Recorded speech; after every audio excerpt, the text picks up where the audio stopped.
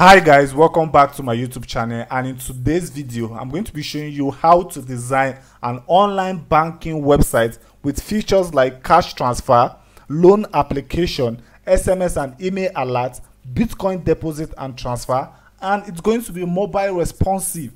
Guys, if you're new to my YouTube channel, please make sure you smash the subscribe button, like this video and share for more content like this. I post videos related to tech and how to make money online. So guys, let's dive to the business of today. So we have an example of a website I just delivered for a client.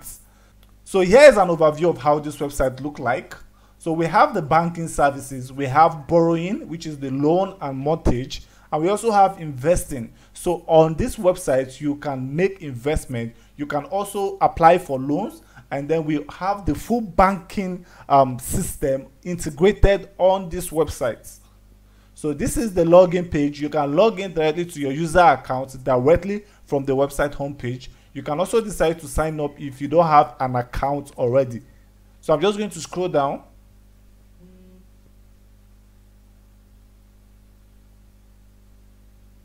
Guys, let's go ahead and then sign up on this website. So I'll go ahead and then fill in the required details. So we have first name, we have last name, we have email, we have password, we also have phone number, and then we can select our gender. We also have the account type, which has checking account, saving accounts, and then you can create a fixed deposit account on this website. You can select your date of birth, account PIN for transactions. You can also enter an address, select your city, enter state, enter your zip code, enter country you stay in, enter your SSN number, your routing number, and then you can also upload your profile pictures. So guys, this registration contains everything you need to get started. So I'll just go ahead and then quickly fill out this form. Done filling out this form, I'll go ahead and then click on the create an account button. Registration successful. Please check your mail for account details. So a copy of everything you filled out in this form will be sent to your mail. So I'll go ahead and then click on OK to have access to my dashboard. Beautiful. We have the user dashboard, which contains every information we've provided in our registration page, which is full name. We have account type, we have account number, we have routing number, and then we have SSN. And then currently the balance is $0. So let's click on my account. So under my account, we have your profile. You can view your profile. You can also see account statements. So currently we've not performed any transaction, so the account statement is empty. So let's go ahead and then click on change password. So you can change your password on this platform if you want to change your password. You can also change your PIN for transaction. Let's click on payments. So you can make a domestic transfer. Currently this account has $0. So we'll go ahead and then fund this account so that this account can be able to perform a transaction. So I'll just go ahead and then log into the admin backend and fund this account with $100. Guys, this is the URL to log into the admin dashboard. I'll go ahead and then fill out those details I need to log in. So I'll click on login. We are currently in the admin dashboard. I'll click on user account. So right now we have 3 users accounts created, and then we have active accounts, currently 2. So total debit transaction at the moment is 289,420, and then total credit transaction at the moment is 217,959,2369. You can also add your Bitcoin address if you want them to be able to transfer directly to your Bitcoin. I'll go ahead and then click on user account details. Here we have some accounts activated and then some deactivated, and then we also have some accounts transfer status activated and then some deactivated. So automatically, if you create an account on that website, the admin will have to approve your registration so that you can start performing transactions. I'm going to click on the view button. So this is the account number for this account I just created. So I'll click on verify accounts.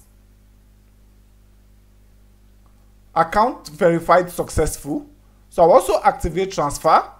Transfer activated successful. So guys, I've been able to activate transfer and then also verify the account. I've successfully activated transfer for this account and also verify this account. So let's go ahead and then check it has actually been activated and also if the account has been verified.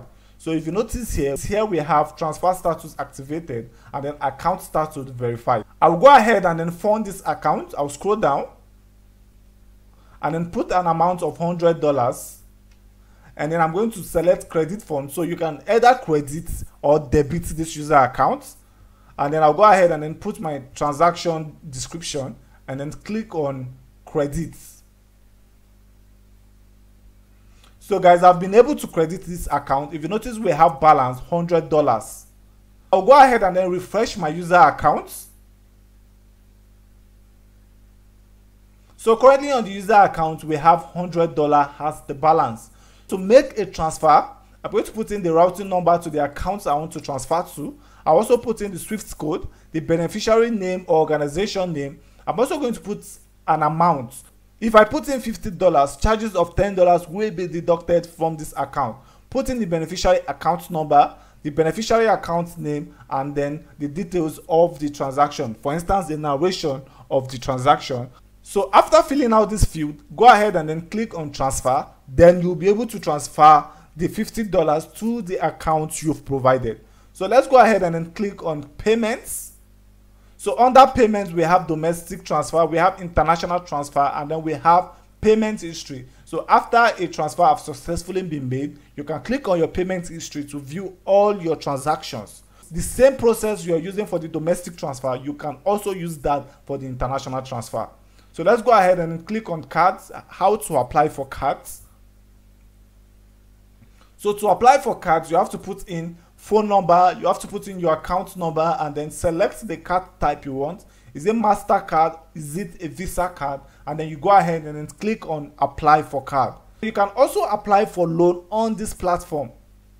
So we have the loan application. If I click on loan application, so this is the interface that appears. If you notice, you are borrowing for this account, and then this is the date you are making this application, and then we also have full name, amounts, and then the duration of the loan. Do you want it to be 1 week, 2 weeks, 1 month, 3 months, 1 year to pay back this loan? And then you put in the reason for loan. Is it for an educational purpose or other purpose? So you go ahead and then click on apply, and then on the admin dashboard, you will be able to see that this user has successfully applied for a loan of this amount. So you can also click on message. You can message the admin. You can click on BTC deposit to make deposits using BTC. We also have FAQ and then the logout button. Guys, let's quickly look at the admin dashboard and see its wonderful features. So on the admin dashboard, as I earlier said, you can view user details. You can edit a user account. So guys, you can just click on the edit button to edit this user account. You can add new accounts. You can create a new account for a new user.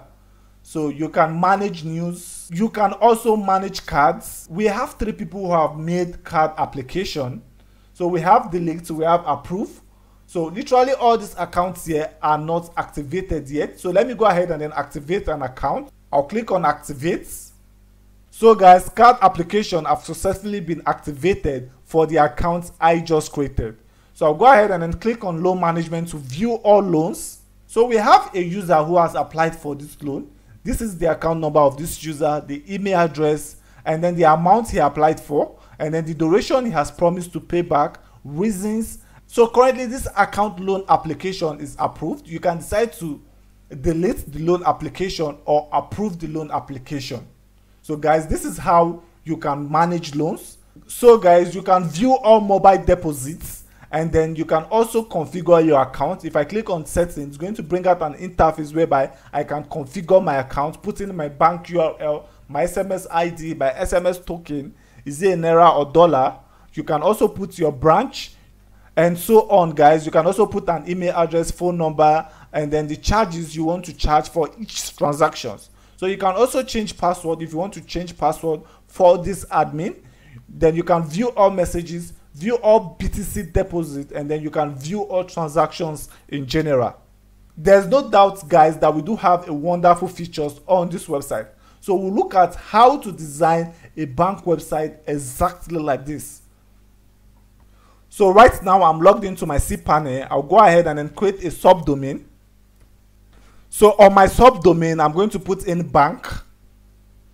So we are going to have the domain roots as bank.learnerafrica.com. I'll go ahead and then click on create. We have success. bank.learnerafrica.com has been created. I'll click on the go back. And then I'll click on my cPanel icon. Here we have this interface. I will click on File Manager. I'll go ahead and then look for File Manager. So here we have it. So on my left hand side, if you notice, we have the subdomain we've created, bank.learnerafrica.com. I'll click on that subdomain. I will click on this upload link. And then I'm going to select file and then upload the file for this bank website. The script has been successfully uploaded. I'll go ahead and then refresh my file manager. I'll click on reload. I'll extract this file. Extract files. The file has successfully been extracted. I'll open this file by double clicking and then I'll select all. Click on the move link and then I'm going to use the backspace and then locate this specific URL and then move this file to that URL. This directory is now empty. I'll go back and then we have the whole file in our subdomain. The next thing we are going to do is to create a database. So I'll just go to my cPanel. That is my cPanel homepage. So we are here. I'm going to just type MySQL. So I'm going to select the MySQL database wizard to create a database. I'll put in my database name, bank. So I'm going to advise you to open your notepad, copy your database name. The database name includes this bank too. I'm going to rename this as database name.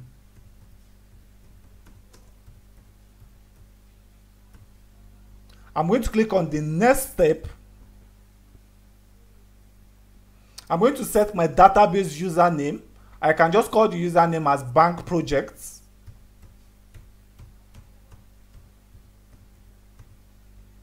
I'm going to copy this username and then paste on my notepad. Right now, I'm going to set password for the database I'm creating. I like using this as my password. I will just name this as username. And then press enter and then put this as my password. So you can set any value or any numbers or alphabets as your password. I'll just paste. Paste. And then click on create user.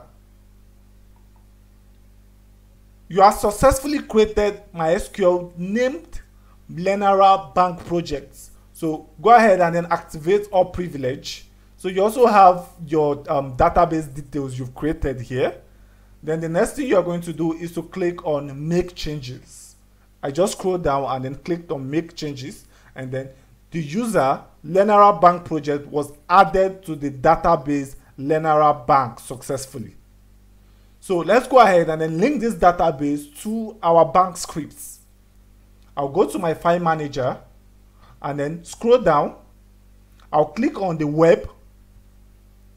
In the text.php is where we are going to link our database. I'll right click and then click on edit. Click on edit. So here we have our DB user, which is localhost. Localhost is the default value. So we have the DB username, the DB password, and the DB name. Remember, we've created all this. So open your notepad and then paste this. I'm just going to, first of all, paste my database name.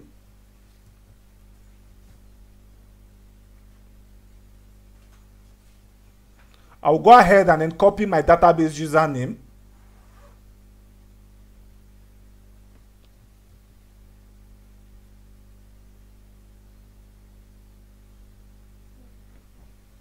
So lastly, remember we had used this for our database password. I'll go ahead and then put this same value,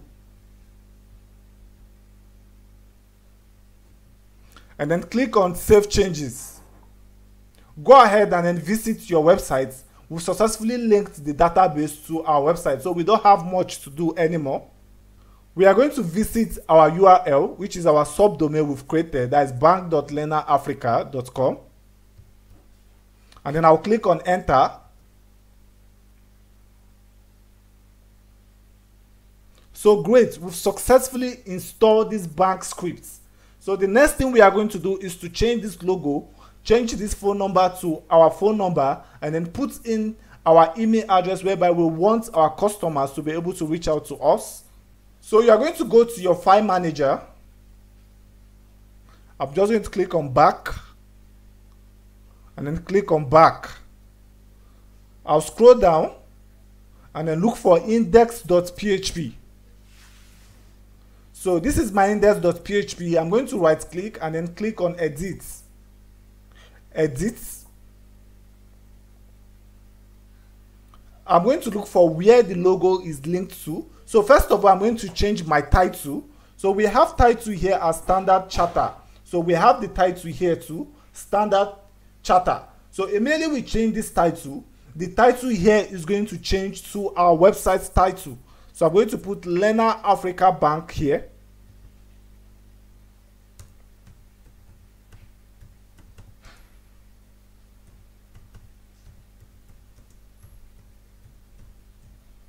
Go ahead and then save changes and then refresh the website.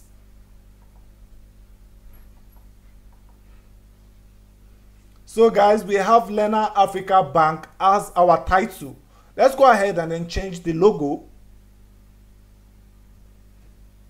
I'm just going to locate where the logo is. So if you scroll down, this is where we have the logo integrated. The SRC is logo.png. So we will upload our own logo instead of this logo. I'll go to my file managers where my files are uploaded and then click on Upload button. And then click on Select File.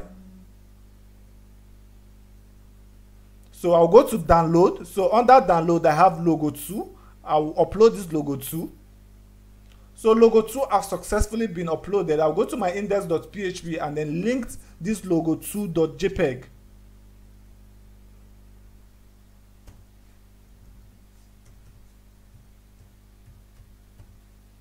Go ahead and then save changes and then refresh the website. So refreshing my website, I have Learner Africa here.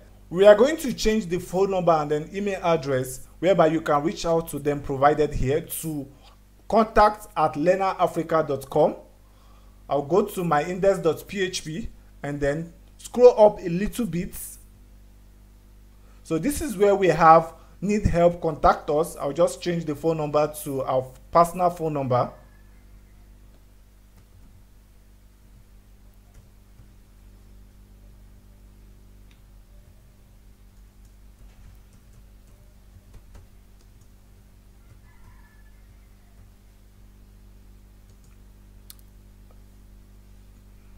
Then the contact at Trust Standard Charter is going to be changed.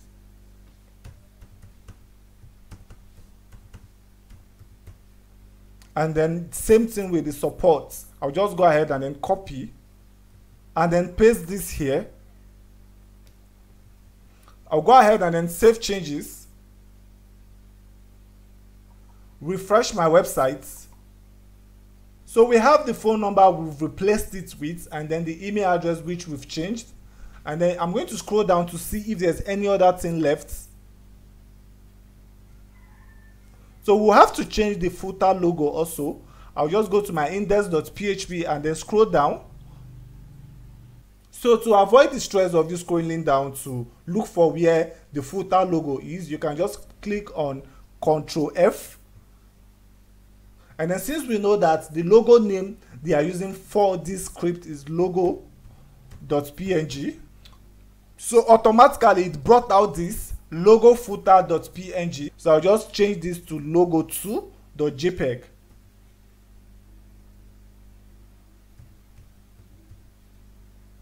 Go ahead and then save changes and then refresh the website.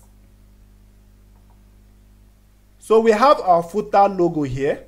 The final thing we are going to be doing on this video is to upload our database so that the functionality of the user account being created, the login to the dashboard, the login to the admin can work effectively. I will go to my cPanel.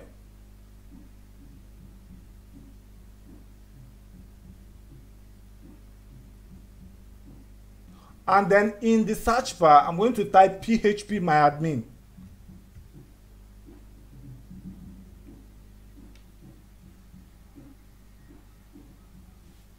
So this is the database I created. I'll click on it and then click on import.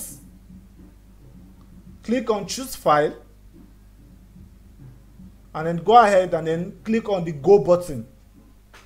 We have our database successfully imported. To get your admin details so that you can be able to log into your admin dashboard, you can just click on the admin.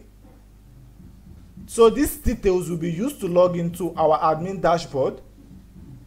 To access the admin panel, you are going to make use of this URL, secured/admin/pages. So let's confirm the URL from the cPanel. So I'm going to scroll up and then I'm going to go back, and if I click on admin, and then we have the pages. So this is where every details for our admin is being uploaded. So this means for this site, this is the URL we are going to use to access our admin panel. The link you are going to use to access your admin panel. This is basically how to design a bank website.